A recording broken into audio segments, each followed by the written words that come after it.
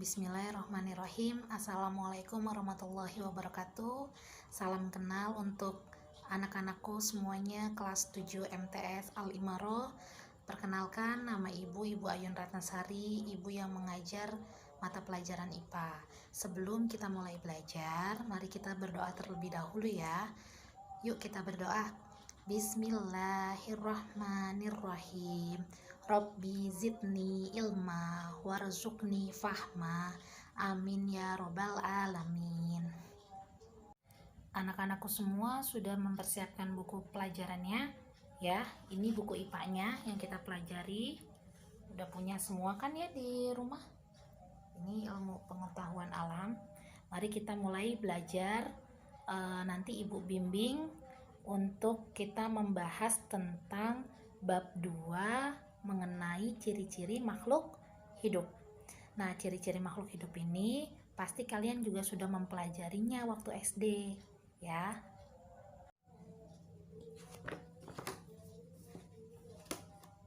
Mari kita buka bukunya halaman 30 ya, tentang ciri-ciri makhluk hidup. Nah, kita ketahui bahwa makhluk hidup itu memiliki ciri-ciri. Di antaranya pertama di halaman berikutnya ada bergerak, kemudian bernafas, makan, tumbuh, dan yang kelima peka terhadap rangsang, berkembang biak, dan yang terakhir adalah mengeluarkan zat sisa atau disebut dengan ekskresi. Mari anak-anak kita bahas satu-satu. Pertama, ciri-ciri makhluk hidup itu tentang bergerak. Untuk manusia dan hewan dikategorikan ke dalam bergerak aktif. Kenapa dikatakan bergerak aktif? Karena dari mulai bangun tidur sampai tidur lagi, kita itu melakukan aktivitas terus-menerus ya, dari membuka mata, kemudian bangun dari tempat tidur, membersihkan diri, wudhu, sholat, sampai nanti kita menjelang tidur lagi, kita melakukan aktivitas dengan aktif bergerak, sama seperti hewan. Pergerakannya bisa terlihat, makanya manusia dan hewan itu disebut dengan ciri bergerak aktif. Nah, bagaimana dengan tumbuhan? Ini di halaman sebelahnya. Di situ, apakah tumbuhan juga melakukan gerak? Bagaimana kalau tumbuhan itu melakukan pergerakan? Tumbuhan itu masuk ke dalam kategori makhluk hidup. Nah, ketika tumbuhan dimasukkan ke dalam kategori makhluk hidup, berarti tumbuhan juga melakukan pergerakan. Contohnya apa pergerakannya? Nah, di sini ada contoh gerak pada tumbuhan halaman 2.2. Itu terjadi pada putri malu. Pohon putri malu ini ketika daunnya disentuh, dia akan menguncup. Sama ada pohon apa itu? Satu lagi kalau yang B itu tanaman pemakan serangga. Ya, ketika tersentuh tanaman tersebut oleh serangga, nah langsung menutup seperti ini. Kayak begitu, ya. Atau ada lagi bisa kita lihat bagaimana pergerakan tumbuhan. Itu pada saat tadinya bunganya kuncup, kok tiba-tiba mekar. Bagaimana mekarnya? Pasti mekarnya itu dilakukan dengan cara gerak. Nah, bagaimana geraknya? Gerak pada tumbuhan ini dia lebih spesial, namanya gerak pasif, beda dari pergerakan hewan dan pergerakan manusia. Jadi kalau tumbuhan itu namanya gerak pasif seperti itu ya. Kemudian gerakan akar mencari sumber air yang ada di dalam tanah ya. Akar itu selalu menuju tempat di mana adanya sumber air. Sama seperti bunga matahari. Siapa yang pernah tahu bunga matahari? Bunga matahari itu tumbuh selalu menghadap matahari. Maksudnya selalu menghadap cahaya matahari ketika sudah ada bunganya. Ya, karena tanaman itu memang pada dasarnya akan selalu mengarah ke cahaya matahari. Nanti kita bahas di pembahasan selanjutnya. Seperti itu. Oke, sekarang ciri makhluk hidup yang kedua yaitu bernafas atau melakukan respirasi. Pernafasan ini secara prosesnya yaitu mengambil kadar oksigen dari luar tubuh ke dalam tubuh untuk diproses pembakaran, ataupun nama lainnya adalah mengoksidasi makanan. Nah, mengoksidasi makanan ini nanti hasilnya menjadi apa? Hasilnya menjadi tenaga. Nah, tenaga, kita bisa bertenaga, akhirnya kita bisa bergerak dan bisa melakukan sebuah aktivitas. Nah, pada umumnya hewan dan manusia yang tinggal di darat, yang hidup di darat dan beraktivitas di darat itu kebanyakan menggunakan paru-paru untuk bernafas. Kemudian untuk hewan yang tinggalnya di air seperti ikan, mereka melakukan pernafasannya menggunakan insang ataupun labirin seperti itu. Nah, kemudian bagaimana dengan tumbuhan? Kita jangan lupakan tumbuhan. Tumbuhan juga makhluk hidup. Nah, tumbuhan itu bernafasnya menggunakan sel-sel yang ada di bawah daunnya. Ya, letaknya itu kebanyakan di bagian daun. Nama selnya adalah sel stomata. Nah, sel stomata ini kita bisa lihat di halaman 34 gambar 2.4. Nah, ini bentuk sel stomata pada daun. Ya, kalau dilihat pakai mikroskop ya. Nah, dia itu bisa membuka dan menutup ya, seperti halnya paru-paru yang bisa kembang dan mengempis ya pada saat proses pernafasan seperti itu. Untuk halaman berikutnya ya, kita sampai di halaman 35. Ciri-ciri makhluk hidup yang ketiga adalah makan. Apa yang kalian rasakan pada saat puasa? Tentu kalian merasa lapar ya kan? Kemudian tidak hanya lapar, apa yang kalian rasakan lagi? Lemas, males ya kan?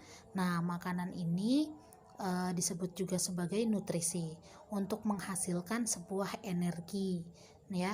Jadi nanti makanan ini dikolaborasikan atau bereaksi dengan oksigen akan membentuk sebuah energi atau tenaga. Nah, makhluk hidup juga memungsikan atau makanan ini berfungsi terhadap makhluk hidup sebagai pertumbuhan dan mengganti sel-sel atau bagian tubuh yang sudah rusak seperti itu. Nah, di halaman berikutnya ini yang halaman 36 ini membahas bagaimana dengan tanaman. Tanaman juga makhluk hidup. Bagaimana dia? Apakah dia makan? Ya, dia makan. Makannya dengan cara apa? Makannya dengan cara fotosintesis. Fotosintesis pada tanaman ini, tanaman di dalam tubuh tanaman tersebut akan mengolah makanannya atau memasak makanannya sendiri untuk menjadikan sebuah energi pada tubuhnya sendiri seperti itu. Jadi tanaman ini makhluk hidup yang spesial dia. Coba kita lihat di hutan, siapakah? Adakah orang yang rajin menyiram hutan agar tumbuh subur dan lebat tanaman-tanamannya? Tidak ada kan? Ya, cuman paling dikasih hujan sama Allah, kemudian dihamparkan tanah yang luas. Nah, terus bagaimana itu? Kok bisa tanamannya tumbuh subur, lebat ya, tinggi-tinggi, besar-besar? Siapa yang ngasih makan? Bagaimana makanannya? Nah, makanannya itu lewat fotosintesis, lewat proses fotosintesis seperti itu. Ciri-ciri makhluk hidup yang keempat yaitu tumbuh. Nah, di dalam ciri-ciri makhluk hidup tumbuh ini dia dikategorikan ada dua, ada pertumbuhan dan perkembangan. Apa itu pertumbuhan? Ya, di sini kita bisa lihat pertumbuhan adalah proses bertambahnya ukuran yang meliputi tinggi, berat, dan besar atau volume. Jadi pertumbuhan ini sifatnya irreversible, artinya tidak dapat balik. Jadi kalau sudah tinggi tidak mungkin nanti dia jadi kecil lagi ya. Kalau sudah besar dia tidak mungkin jadi kecil lagi seperti itu ya. Kemudian apa yang dimaksud dengan berkembang? Berkembang adalah proses bertambah dewasa. Proses ini tidak dapat diukur. Makhluk hidup seringkali dikatakan dewasa kalau sudah siap berkembang biak. Maksudnya apa berkembang biak? Maksudnya sudah siap berkembang biak adalah sudah siap menghasilkan keturunannya. Seperti itu. Misalkan kayak tumbuhan. Ketika tumbuhan sudah berbunga, kemudian sudah menghasilkan buah dan sudah menghasilkan biji, ya. Nah, biji itu adalah calon tumbuhan yang baru. Nah, maka bisa dikatakan tumbuhan tersebut adalah sudah melalui fase dewasa, seperti itu. Yang kelima di halaman 37 ya. Ini ada peka terhadap rangsang. Apa yang kalian rasakan saat memegang buah durian? Ya, bandingkan dengan yang kalian rasakan saat memegang kulit buah apel dan kulit buah kiwi. Adakah perbedaannya? Kulit buah durian terasa tajam, duri-durinya ya. Nah, kemudian kalau kulit buah apel terasa licin dan halus. Sedangkan kalau kulit buah kiwi, siapa yang udah pernah megang kulit buah kiwi? Ya, dia ada rambutnya ya, atau berbulu gitu ya. Berbulunya sangat lembut. Nah, hal tersebut dapat kalian rasakan melalui kulit kita ya. Demikian pula dengan suhu dan tekanan. Kalian dapat merasakan adanya perbedaan suhu dan tekanan dengan kulit kalian. Oleh karena itu, kulit termasuk organ pengindra. Indra adalah organ yang peka terhadap rangsang tertentu. Selain kulit, kalian masih mempunyai 4 indera yang lain. Ada mata, ada telinga, ada sebagai indera pendengar, kemudian lidah sebagai indera pengecap, dan hidung sebagai indera pembau.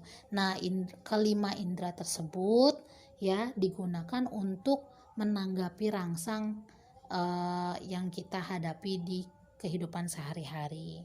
Nah, hewan juga peka terhadap rangsang dari luar. Hewan peliharaan akan datang saat kalian panggil. Ya, misalkan kucing kalau sudah nurut, pas dipanggil dia peka terhadap rangsang itu, dia pasti dikasih mainan atau dikasih makanan, dia mencium baunya langsung menghampiri. Kemudian cacing tanah akan menghindari rangsang cahaya. Kalau ada cahaya pasti cacing tanah itu malah masuk tanah, kayak gitu ya. Itulah sebabnya cacing tanah aktif pada malam hari. Kaki seribu akan melingkarkan tubuhnya begitu kalian sentuh. Ya, ketika kita menyentuh kaki seribu, dia pasti langsung menggulung badannya. Siput akan masuk ke dalam cangkangnya saat kita sentuh juga. Ya, nah bagaimana dengan tumbuhan? Meskipun tidak mempunyai indera, tumbuhan juga peka terhadap rangsang. Salah satu tumbuhan yang paling peka terhadap rangsang misalnya putri malu, yang tadi kita sudah bahas di ciri-ciri makhluk hidup yang pertama, yaitu bergerak ya. Nah, putri malu atau nama biologinya Mimosa pudica. Nah, tumbuhan tersebut akan segera menutup daunnya jika ada rangsang berupa sentuhan atau getaran. Kemudian tunas-tunas tanaman ya akan selalu tumbuh ke arah cahaya matahari, karena pada dasarnya tumbuhan itu selalu melakukan fotosintesis untuk membuat makanannya sendiri. Nah, seperti itu ya. Halaman selanjutnya yaitu halaman 38, berkembang biak. Seringkali para petani membasmi tikus dan hama yang lain. Nah, udah dibasmi nih tikus ya. Kenapa? Tapi tikus itu nggak pernah musnah. Ya, karena si tikus ini melakukan perkembang biakan. Tikus dan makhluk hidup mempunyai kemampuan untuk berkembang biak atau bereproduksi. Dengan kemampuannya itu, makhluk hidup dapat mempertahankan jenisnya sehingga tidak punah, seperti itu. Cara makhluk hidup berkembang biak banyak macamnya nih.